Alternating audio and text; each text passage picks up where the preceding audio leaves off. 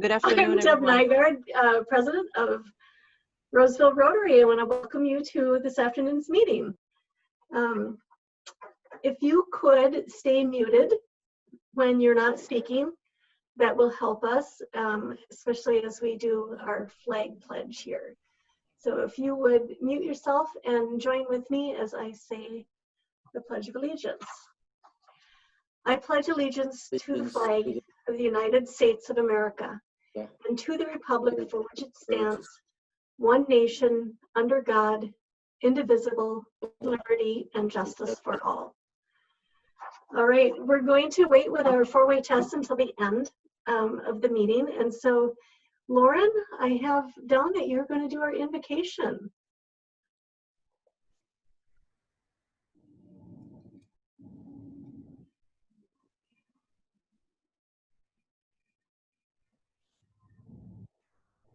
You're muted. How about if you move ahead and do something else right now and give me a minute to get ready? It sounds good. So then, if you wouldn't mind pulling up my little historical moment, I do want to thank Terry Gilberstead for being record reporter today. But I have a historical snapshot that I would like to share with you. So I'm so grateful to Gayland and Lauren and help me out. I've been helping scan in all of the documents that we've collected over the year. Jingle had put together some scrapbooks, and so I just wanted to take a minute to celebrate a little bit about our history each week. And so here's an article from June 25th, 1980. And it says on June 11th, it was a special day for 9 area men and women who were honored by the North Suburban Gavel Association at their first annual Leadership Recognition Dinner, and receiving leadership awards for their overall contribution to their communities were, and it lists 2 of our Rotarians. Now, I didn't know Lloyd Nielsen. If anybody did, I would love for you to unmute yourself and tell us about him. But it says here, he was a superintendent of schools in Roseville and vice president of the American Association of School Administrators. Anybody have a comment on Lloyd? Deb? Yeah. When I started working in the Roseville School District in 1975, Lloyd Nielsen was the superintendent. So I got to know him and worked with him for probably 10 or 12 years. He was a wonderful educator. He did a great job of growing our school district from he started, I think, in the 60s and lasted until we started losing students. And his job, he was always going to build educational programs. And the thing that was hardest for him was that he had to start closing schools when we lost enrollment. But he was a great Rotarian. He went to every meeting as far as I can tell. Was he part of the poker club, George? And was he also, I know he played on the golf a little bit, and was one of the people that was kind of a stalwart of the Roseville Rotary Club back in the day. Deb? Yeah. I'll just add to that. We played golf regularly, and we played the last time before the winter came on one year at Cedar Home. We finished it up. That's we played rain or shine, snow and everything. So he was a great guy. Awesome. And then the other one who's mentioned on here is Roland Wilsey. And I had the pleasure of knowing Roland.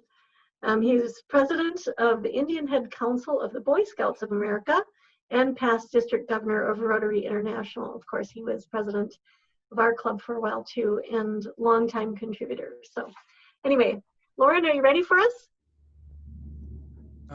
Lauren, before you do that, can I add something? Oh, please.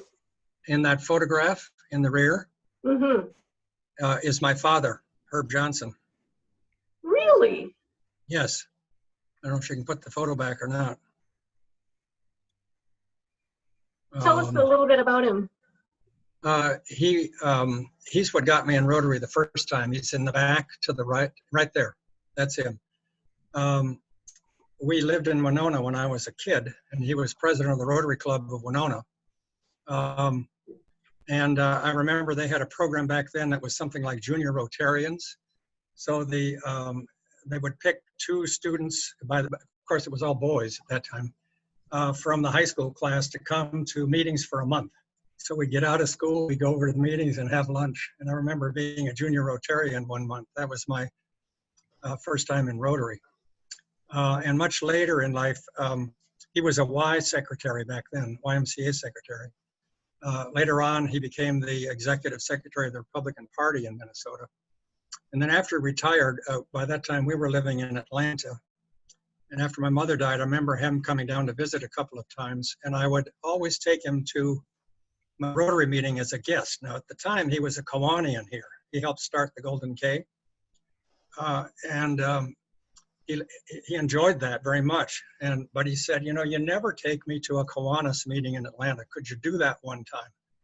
I said, okay, I'll do that. So I arranged with a friend who was a Kiwanian, dropped him off at the hotel downtown that day, went down there and picked him up afterwards. In the car and he says, you set me up.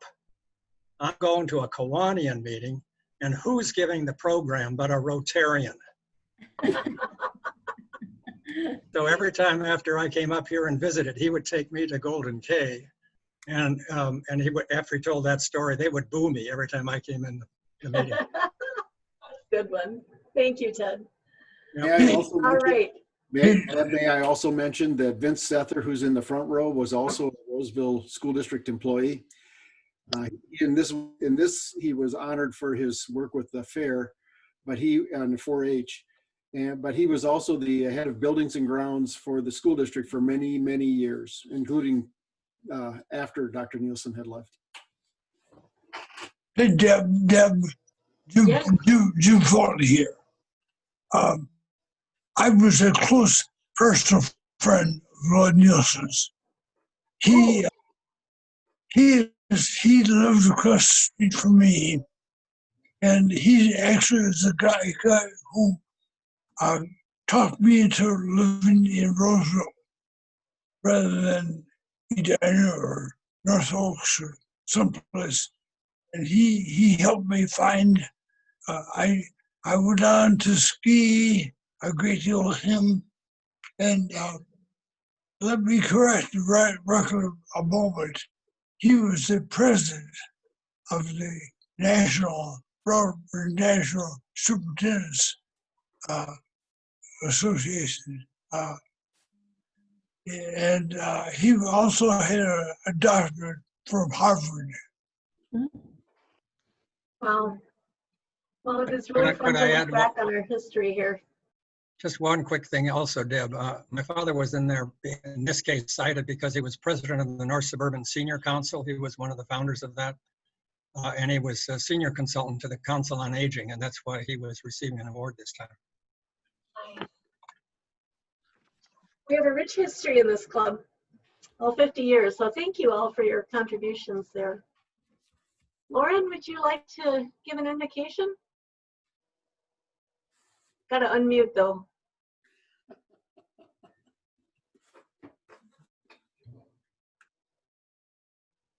Can't hear you yet. There. Okay, is this better? Yep. Okay. I was reading an article the other day that I thought was appropriate. The title is What Pilots Can Teach the World About Managing Risk. And I thought that's interesting. How do we think about this thing? And as a pilot, and as knowing that we have multiple other pilots in the club, here's a guy that says, I find myself increasingly using the language of risk management as if I were evaluating a tricky go or no go decision in an airplane. And as he takes a look at that, he says, I've got a few rules to look. He says, first, realize that life is not risk-free. All you can do is manage it. And in order to manage it, you first of all have to quantify it. Okay, what is the risk that I'm taking? And how big a risk is it? And how do I quantify that in something that's realistic for me and practical? And then the next one is, he says, habits and systems catch errors. So guidelines along the way and a system to go through to do this evaluation, it can make it a much easier task to do. The next one is complacency kills. If you just think everything's going to be fine, you don't ever have to do anything or make a decision or evaluate anything, probably not a long life for you as a pilot. And it's all about the risk and reward trade. What is the risk? What is the reward? You know ahead of time that nothing is going to be risk-free, and is it risk worth that risk to get to the reward that you're looking for? So with that in mind, I think it maybe gives us a little bit of a guideline. It can be a tricky life, and maybe gives us some guidelines as we to think about solutions we're keep the risks as small as is practical.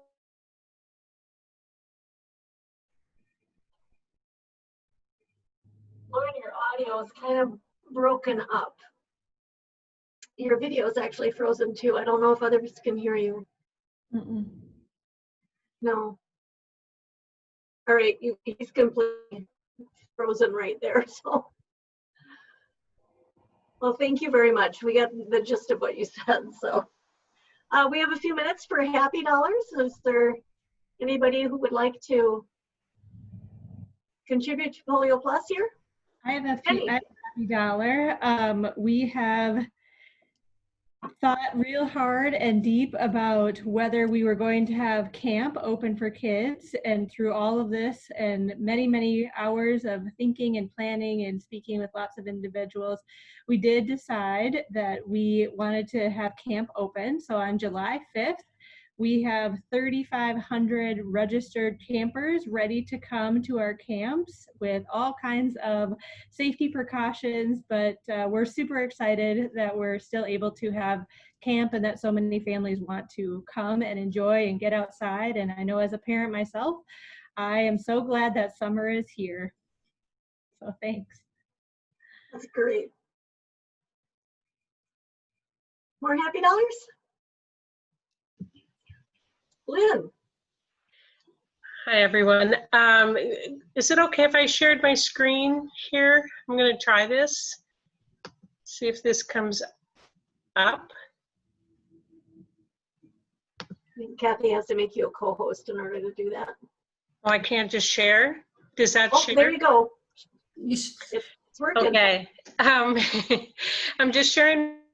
As you know, Hyun Kim is in South Korea and she's under quarantine for 14 days. She's on her 5th day, I think, right now. Talked to her this morning.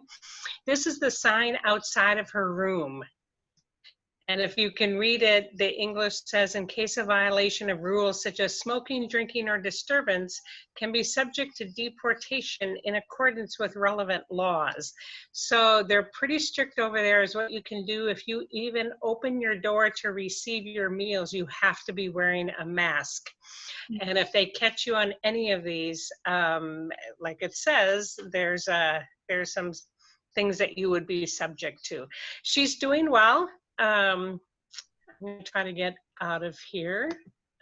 She's doing well, but I just thought I'd share with you what one other country is working with. As you may know, South Korea has done very well with the coronavirus, and they have had 280 deaths, but they have really contained it, and part of that is by the rules and regulations by which they have. So I just share news from South Korea with all of you. Well, thank you, and greet her for us the next time you talk to her. I'll do. Thank you. Any more happy dollars?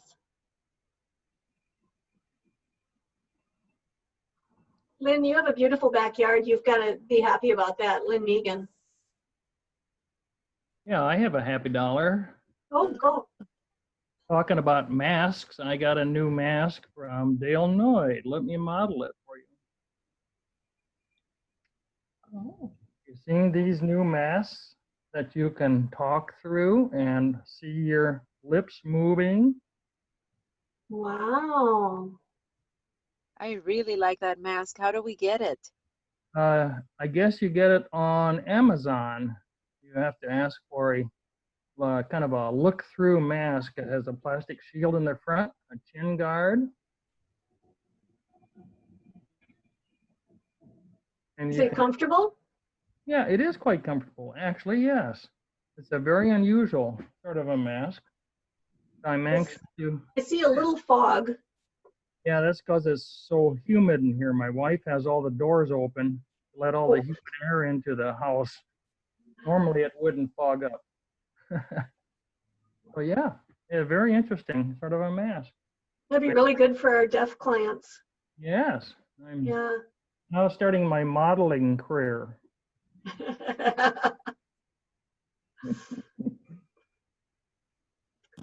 All right. Does anybody else have a happy dollar? All right, then I think that we will ask Jenny to introduce our speaker. All right, thank you, Madam President. Today's speaker is Bethany Hughes. She is a registered nurse at the University of Minnesota Masonic Children's Hospital, where she has worked on the pediatric bone marrow transplant unit for the last 33 years. Bethany and her husband, Paul, and their 3 sons. In 2017, Paul's sister organized a family vacation to Tanzania. It was not a mission trip, but it has evolved into a mission to build a school, now known as the Bethany Pre and Primary School in the village of Kisanago in northern Tanzania. The school was built and opened its doors in January of 2018, just 1 year after the family vacation. Wow. Bethany and her husband created a charity, Heart to Care Tanzania, and all proceeds help the school. God's hand has been at work in this project from its inception, Bethany says. She sees herself as one of the many servants in the mission that God started. Bethany. Okay. Oh, hi there. Is it ready to go? Okay. I don't see myself. Yeah, this is my very first Zoom meeting, so please give me a little slack. But my son is helping to run it. So I'm going to show you a PowerPoint. So thank you very much for having me. It's been 1.5 years since I updated you on how this all has started, and I showed you a video at my first meeting of how everything had gone up until when I met with you. And so I want to just recap that a little bit, and then we'll continue on. So I think we're going to show a PowerPoint now then.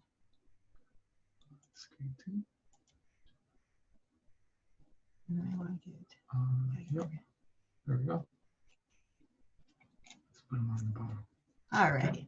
So yeah, I'm just going to show you here. Let's see, where's the, I get my little buttons. Where is it? Where's the little, you covered it up. Go. All right. Okay. Okay. All righty. So yeah, like I said, she told you how we had gone on a family vacation in January 2017, and I met Emmanuel Boaz working in a gift shop in Tanzania, and then we talked for nearly an hour, and he shared many things about his life, but one of them was his brother-in-law's dream of building a school on his farmland near the village of Kazango. And so, and this village is in northern Tanzania near Arusha or Mount Kilimanjaro. So more things transpired before saying yes to this dream, but the bottom line is that I said yes to the school, and we started to fundraise in my backyard gardens for building a school. This technically was my second garden fundraiser doing this. So we 100% of the proceeds were, we started a charity, and 100% of the proceeds are for our school and continue to be for the school. So we potted up over 3,500 plants that year for the charity, and it was only going to be a weekend sale, but torrential rains made it turn into a 12-day sale. But we collected enough money, $16,000, and the dream had started. And I sent over the money, and building supplies began arriving, and they started September 12th of 2017. So the local workers, they broke ground and continue to be the backbone of this project. All the school's construction has, created just tons of local jobs. And so in January of 2018, literally 1 year to the date of meeting Emmanuel in the gift shop, the school started with 32 children. And I came to visit the school for my very first time that year, and I witnessed all these cute little kids running around in their little darling uniforms. We also started with a little school bus. We now have 2 larger buses. We started just little. And that first year, we served only morning porridge because we did not have the proper kitchen to prepare lunch. And so the children were dismissed earlier than normal school days, but the government was okay with that for a small school. And then we literally started working on the second school building, even though we had 32 children only, but we needed to show the government that we were serious about being a school. So in 3 months, the second school building was already ready for the future classes.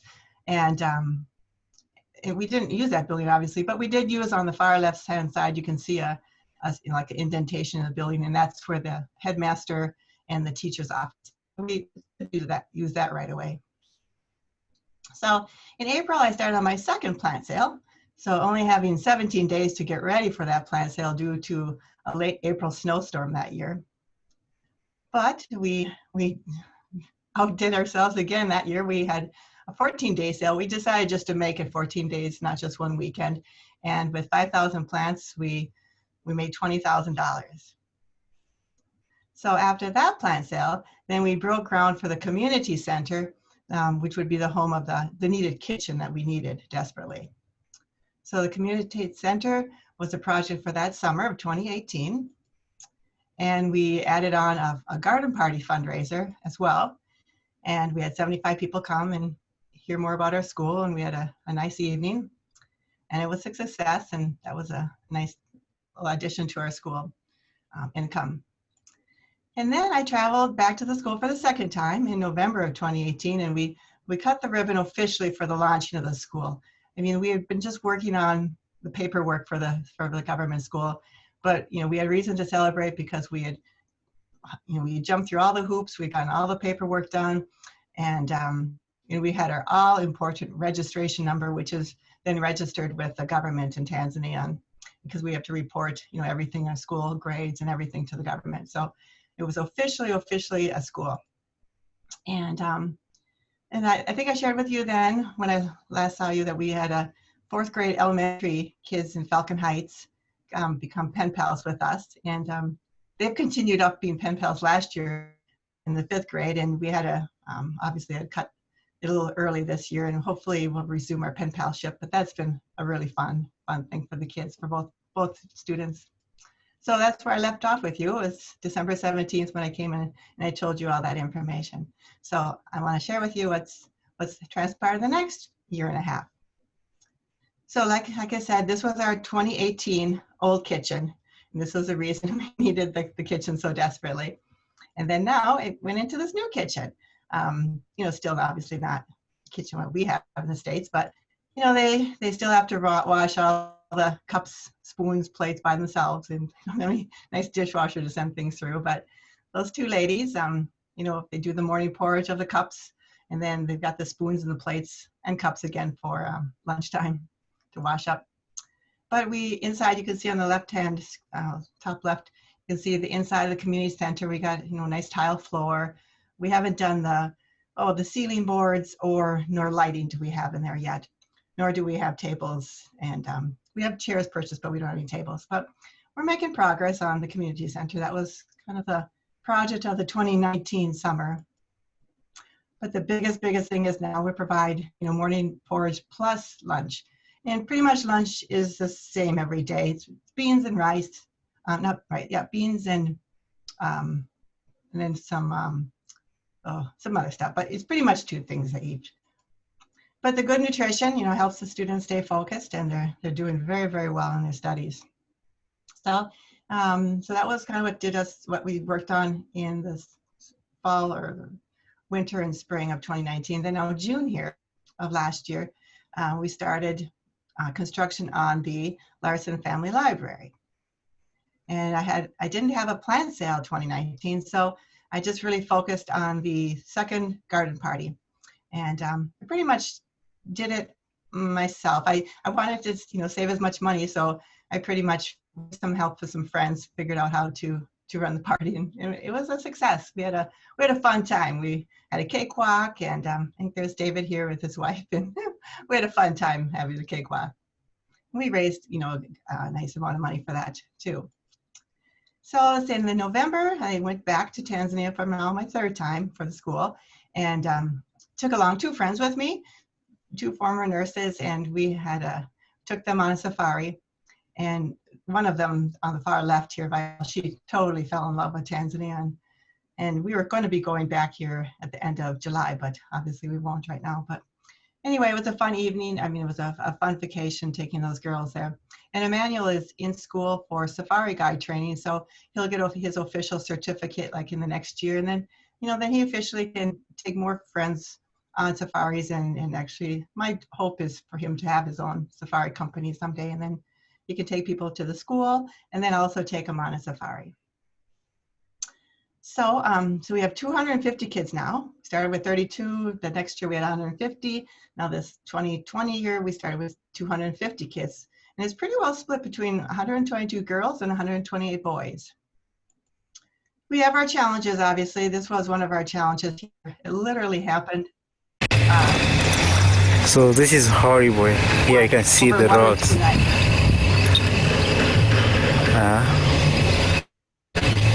It's kind of soil erosion. Road right outside of us. So the car cannot pass this way.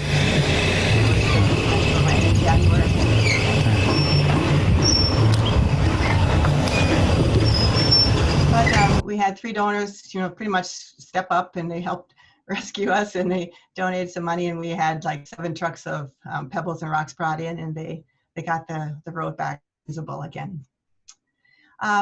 Really a fun thing that is happening is Good Books for Africa. Earlier in the summer of 2019, I started communication with them about providing books for our library, since we had a library going, and they told me about Mary Jo Peterson, who wanted to donate her collection of books in honor of her daughter, Elsie Mae. And so she decided to donate the books to our school via Books for Africa. So Books for Africa donated, some of their own books, and then Mary Jo Peterson's books, and Mary Jo had 88 boxes of books. And so between Books for Africa books and our books, or Mary Jo's books, we had our library pretty much filled now with books, and they were all sent to our school free of charge. They waived the fee for the container and the delivery. So that was probably like a $15,000 gift. It's just amazing. And so the books arrived, after like a 3-month, in the container, and we had the teachers help organize the books and put them in the library. So our library is really quite well stocked with books already, and it's such a gift for the children to have all these books for them to have. Of course, the COVID-19 shut down our school. March 17th is when our last day was, and then we started doing learning packets right away. Like the next week after, we started doing these weekly learning packets, and we were charging the parents only maybe like 50 cents, $1 for them. But then, really, the families don't have a lot of money because, Tanzania really is like 80% tourism, and the trickle-down effect has been huge. And so the families started not coming to pick up their weekly packets because they didn't want to have to pay for them. So we decided that, as our charity, we would just incur those costs, and so we didn't charge them any longer for their weekly learning packet. So that's pretty much continued every week since. But actually, just today they resumed school. But here is them just coming back to the school to check out their weekly packets. And then also another nice gift is Operation Bootstrap Africa contacted me in April, soon after COVID had started, and they said some donors wanted to give some money to schools in Africa that could use it to buy COVID readiness supplies. So they donated money, and we were able to buy some hand sanitizers. And our headmaster there went to the market to look at this one system where they could do touchless watering stations to wash their hands. And so this is the washing machine. And then we came back, and we have a man at our school who makes all our desks, our chairs, he makes everything, the windows, the doors, and he designed this himself. Well, after seeing that one prototype of that one, he kind of made it into a 5-station washing station. And so that was good. And then so now I meant to put another slide in there. But anyway, so my next plant sale was just this last May. I call it the Power of Plant Sale because I thought we would probably make, we made 20 the last sale. So I was really hoping for 30,000. And I collected lots of plants last September, lots of hostas and whatnot. I dug them into my ground last fall. Anyway, we had I had 4 other ladies come and help me pretty much every day in April and May. And we potted up over 7,000 plants. And we raised approximately $53,000 on our plant sale. I mean, it just totally blew me out of water. It was like a marathon, I must say. But I had no idea that we would raise that type of money from all the plants. But the 100% of it will now help us build this 2-story building for the 4th through the 7th graders, because we really do not have a classroom for them come their start of their January 2021 school year. We have 8 rooms, but some classes actually have too many kids that we actually have 2 classrooms per grade in some of the grades. So we needed to get this building started. And this is the time of the year that they need to do their construction because it's a dry season. So with the cost of this first story of this building is $98,000. And we made we almost are actually out to about $54,000 from the plant sale. So of June 23rd here, construction began for the final school building. And there's just lots of activity now. Look at these deep trenches that they're building. I thought at first they were going to have some heavy machinery come in and dig this down, but I think they just decided to do all these hand trenches. And they're deep. This was just sent to me this morning. And when a guy is standing there, that's literally like it's at least 5 feet deep, I would say. So it's a beehive activity again now. Yeah, another track of pebbles is here. Yeah, another. Oops. Anyway. Oh, I guess it doesn't show. Anyway, it's just a beehive activity. And check out the depth of this new accommodation hall. Gotta check this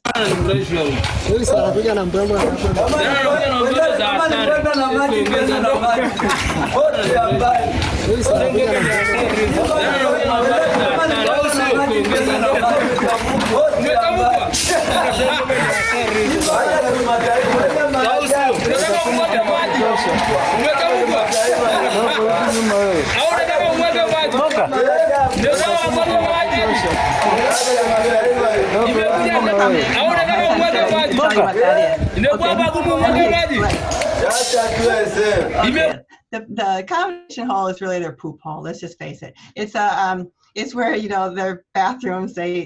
When they pour water down their toilet, it goes down a tube and into this hole. So it's really, they call it their accommodation hole, but it's where their the waste go. And then the thing was the reason we actually really had to remake this.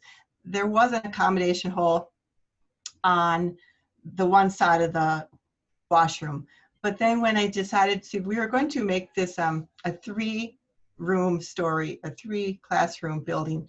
But then since I raised so much money, I thought, this land, there's only really one last prime real estate for the school for this last building. And literally the day before they were going to start building it, I thought to myself, this is really short-sighted to only put 3 classrooms. We should really put 4 classrooms because we really only have one more space on this land to build a building. So I decided, okay, we're going to make it a 4-room. But of course, that 4th room ended up being right on top of the existing accommodation hall that we had put in like 2 years before. So we had to fill in that accommodation hall and rebuild another accommodation hall. And we decided then they put it on the other side of the washroom, but they decided to make it a grand hole so that they'll never have to build another hole again. So I think that was the reasoning. And here's another video. This was just before. Unamaliza lini? Starting to fill it with cement and actually some steel. Mimi nilikushangaa matofali unasema 600. Msukuma hata mimi nakushinda. So that's what they have going on right now. All right, and also it's harvest time right now. So Manuel was out harvesting corn. And he wrote that we have how we do. 10 days of beans, and he said that's never happened. So many people did not harvest stuff. We're so very blessed. We're really good.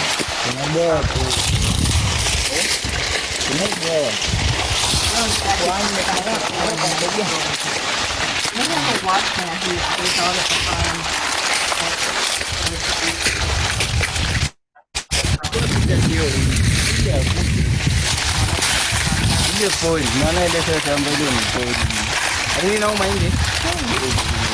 All right, and then this was this morning they were showing me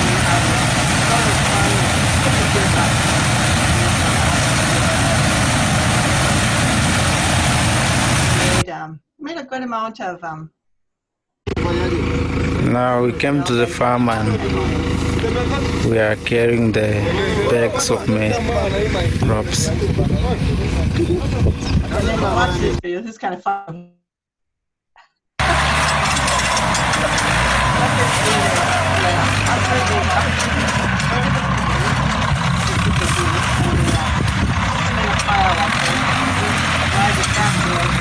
Repeatedly to break the casings I can't off. hear your words at all when the videos are playing. Oh, okay. Okay, sure. Run this one again? No, you don't. Okay. I see. Okay, gotcha. Thanks. Anyway, so here's so I want to show you an aerial view of what our school land like from the up higher on Google Earth. And then I just did this last night just to show you what all we have accomplished here in really just barely 3 years. We have building number 1, the original in 2018. And then number 2, we built right soon after. And then number 3 is a community center that is home to the kitchen. And then number 4 was the library out by the road. Number 5 now is this next final school building. You can see why this really is the final land space, and the Ojan's house is kind of right smack dab in the middle of this building. And then they have to have a required playground space, so that is they really can't have buildings on it. So you can see on this kind of this pie-shaped piece of land, we pretty much have it covered now. I don't think there really is room for anything big. So that's why this number 5 building may very well end up being a 3-story building, but it won't cost as much to do the 2nd and the 3rd stories because the foundation is where we're having to put the most money into. But because then they'll just put poles up and we'll have a concrete ceiling for this next year, and then we can gradually just add another 2nd layer and then a 3rd layer. So that's what we. So as you can see from this picture, this was up on the hill a little bit. You can see our community center in the middle, and then you can see the 2 school buildings. So we really have to kind of change the landscape of Kazungo. And the teachers, they're back at school as of today. And Manuel, he sent me, bookkeeping of how many teachers we have. And I think we actually really have about 29 people employed, from the headmaster, teachers, teacher's aides, secretary, cook, custodian, bus driver, bus assistant. It comes to about, $2,600 per month for to pay everybody. And the school, we'll just see how it goes with this with coming back to school after the COVID, because like us, they don't have a lot of money either. So I just got this video this morning of them back at school.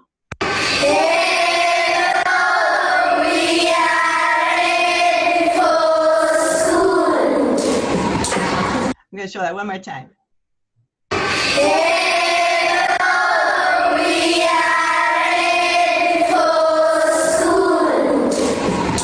This was our hand washing station in action now. So what are our future plans? We're completing the construction of the 4 rooms on the 1st level of this new building. And then we just have to outfit the new rooms with desks, chairs for the teachers, desks for the students, shelves, chalkboard. And then we'll have to buy class books for the 4th grade children as outlined by the government curriculum. And like I said, in the future, we'll add a 2nd and possibly 3rd story to the buildings in the next couple of years.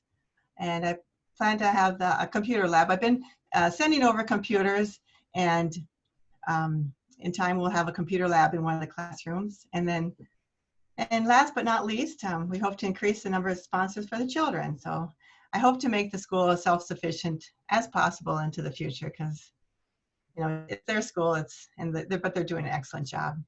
And then I'm just going to show you quickly this one little video I made just recently that kind of recaps the 3 years. Sounds helping me.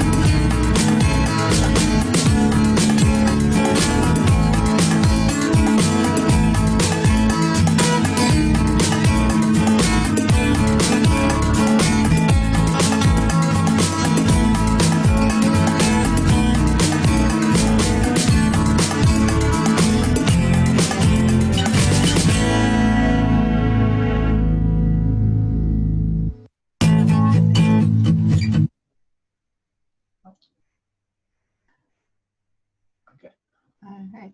Okay, that's what I have for you today. Oops.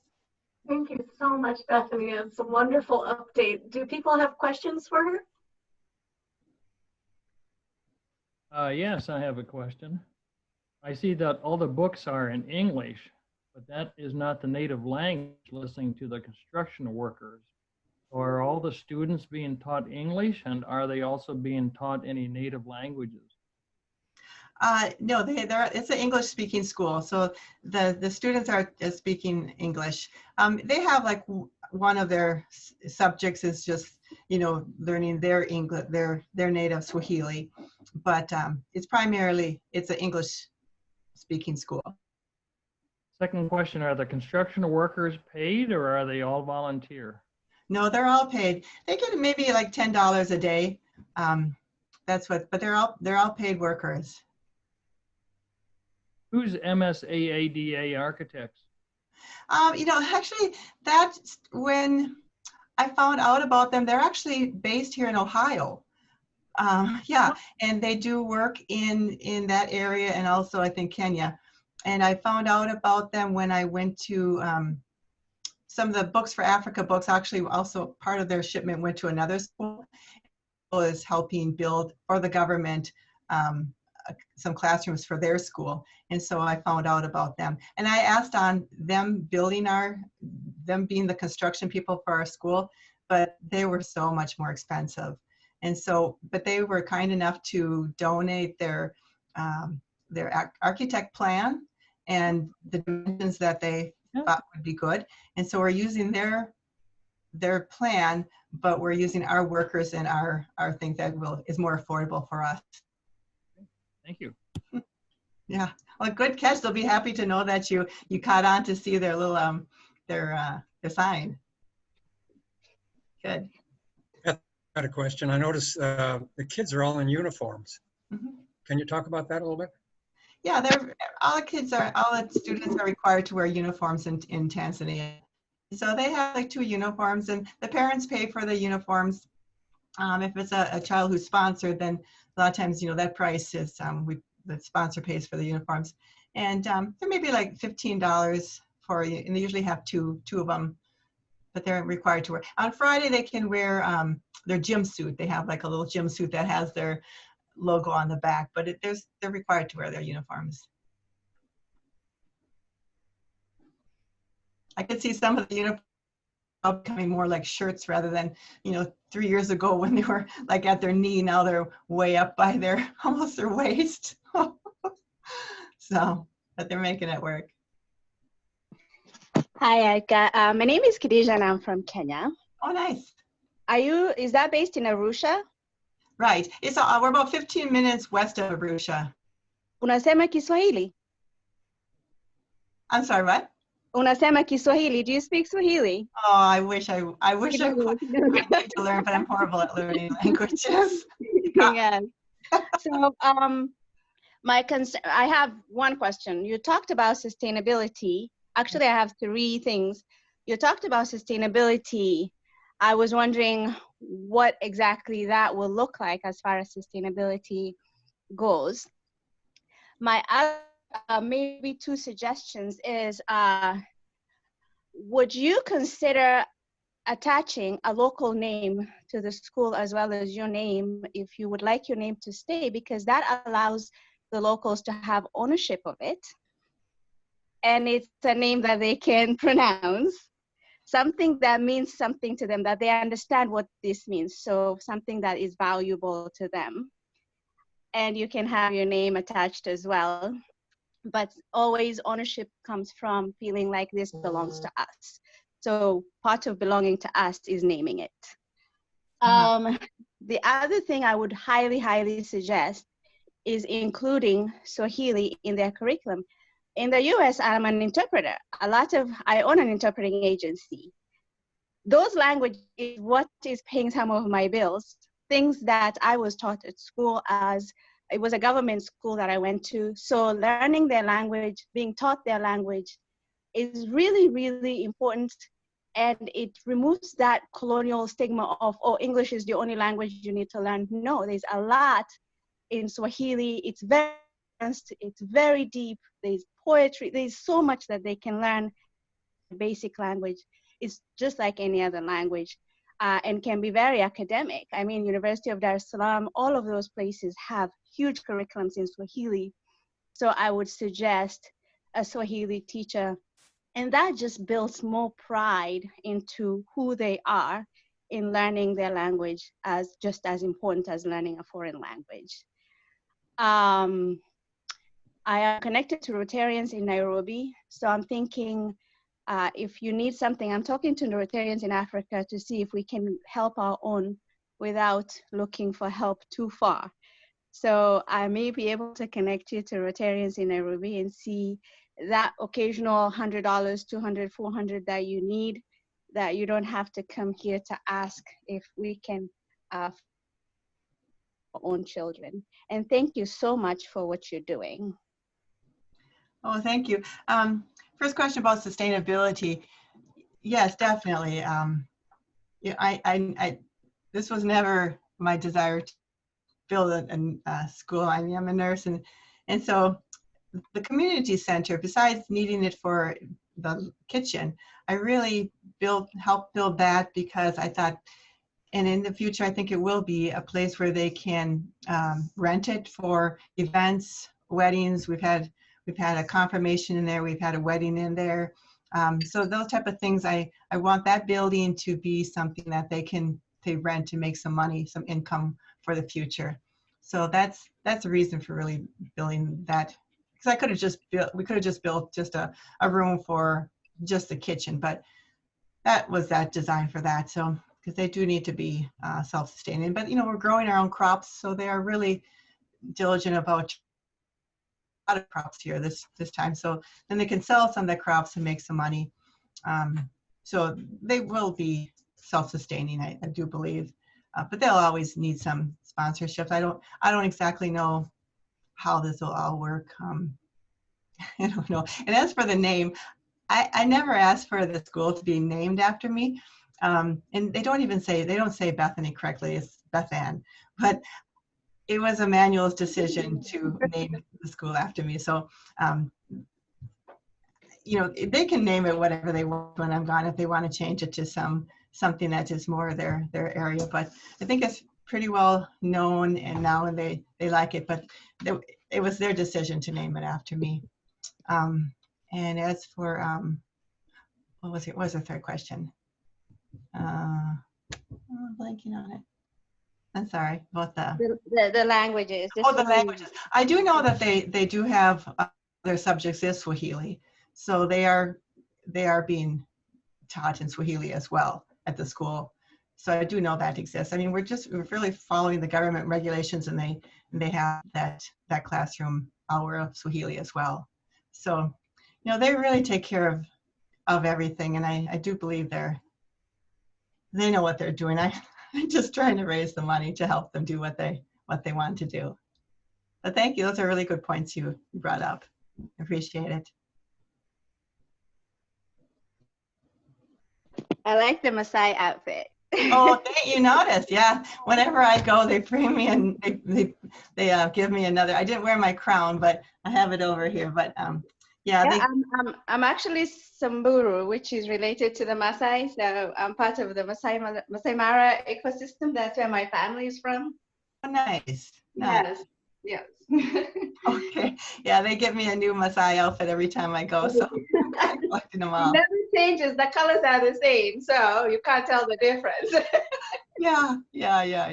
Well, we'll have to connect later and get your email and we can communicate. That'd be great. Absolutely, Miss Bethany. Thank you so much. Thank you so much. Bethany, how many people, I thought you had 5 people helping with the plant sale, but do they help you, do you grow everything in your yard, and where do you get 6,000 pots?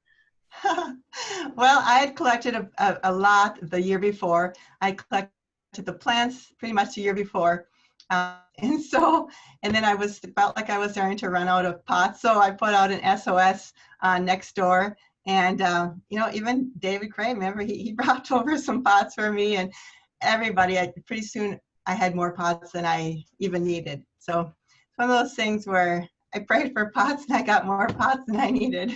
And the plants, those ladies, they were from my church and 2 from Curves. They came and helped me every day, and we just worked but it was fun.